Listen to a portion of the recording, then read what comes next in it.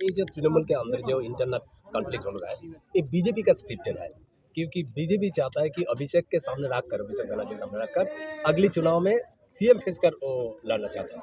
आपको क्या ऐसा लगता है? अब ये तो इंडिया गठबंधन में वो लोग हैं, हम तो नहीं है ना, हमारे में टीएमसी है ना कांग्रेस है। ये तो वही लोग बता सकते हैं कि इनके अंदरूनी क्या चल रहा है। लेकिन आज एक बहुत दुर्भाग्यपूर्ण बयान आया है शरद पवार की पार्टी के विधायक का। ये देश के लिए बहुत दुर्भाग्यशाली है और मुझे लग रहा है कि प्रत्येक हिंदूवासी को इसका विरोध करना चाहिए। कंदमूल खा करके वनवास का समय जिन्होंने व्यतीत किया, सबरी के जूठे बेर खाए, ऐसे मर्यादा पुरुषोत्तम भगवान राम पर अभद्र टिप्पणी करना, ये मुझे लग रहा है किसी भी हिंदू और राम को मानने वाले को बर्दाश्त नहीं करना चाहिए। और मैं तो कहती हूँ कि शरद पवार जी को, सुप्रिया सुले को उनकी तरफ से, अपने विधायक की तरफ से माफ़ी मांगना चाहिए। मर्यादा पुरुषोत्तम भगवान राम पर टिप्पणी हम बर्दाश्त नहीं करेंगे।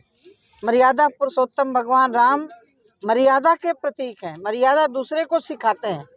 लेकिन इस तरह का बयान, ये सोची समझी रणनीति के तहत या तो कांग्रेस उसका खंडन करे, या तो इंडिया के गठबंधन के जो लोग हैं वो खंडन करें, या तो फिर शरद पवार ऐसे व्यक्ति को पार्टी से निकाल बाहर करें। लेकिन अभी तक कोई कार्रवाई नहीं, क्योंकि ये तो सुनियोजित तरीके से टीएमसी को, एएमडी के, डीएमके के लोग बोल रहे हैं। कांग्रेस के राष्ट्रीय अध्यक्ष के लड़के खड़गे के बेटे ने भी, प्रियांक खड़गे ने भी बोला, ऐसे सारे बोल रहे हैं। ये एक तरह से इनकी बौखलाहट है, 24 को लेकर के एक तरह से बौखलाहट में है कि मोदी जी के सामने अब कोई टिक नहीं पाएगा। मोदी जी के साथ जनता जुड़ी हुई, जनता मोदी के साथ जुड़े हुए और जनता के लिए काम किया, इसीलिए बौखलाहट में है।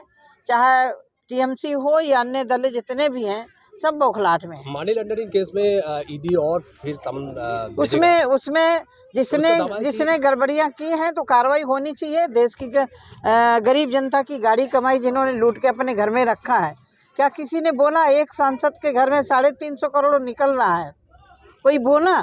अभी तक कांग्रेस ने उसको निकाल के बाहर किया? नहीं किया ना, नहीं करेंगे। लूटा है इन्होंने, लूट का पर्दाफाश हो रहा है तो दबती हुई नस में दर्द तो होगा। उसका आशंका है कि खूब जल्दी अरविंद केजरीवाल को अरेस्ट किया। मैं जो वो ईडी का काम है, मेरा काम नहीं है। लेकिन जो भी जिन्होंने लूटा है, 2 साल 10 साल की पार्टी और आज पूरे देश में चुनाव लड़ रही है, अनाप शनाप पैसा खर्च कर रही है प्रचार में, तो कहाँ से पैसा आया? ये मेरा काम नहीं है, ये ईडी का काम है। जहाँ से एजेंसियों का काम है, जहाँ पैसा होगा निकाला जाएगा। आपको मालूम है कि मनोरंजन व्यापारी टीएमसी विधायक, उसका पार्टी ऑफिस में काल भांगचोर तोड़फोड़ हुआ। ये मेरा विषय नहीं, ये मेरा विषय नहीं। वो तो बांग्लादेश में चुनाव हो रहा है, इसके बारे में आप क्या कहेंगे? बांग्लादेश से, बंगाल में कि बांग्लादेश में जो चुनाव, अब वहाँ मैं वहाँ के लिए नहीं कह सकता।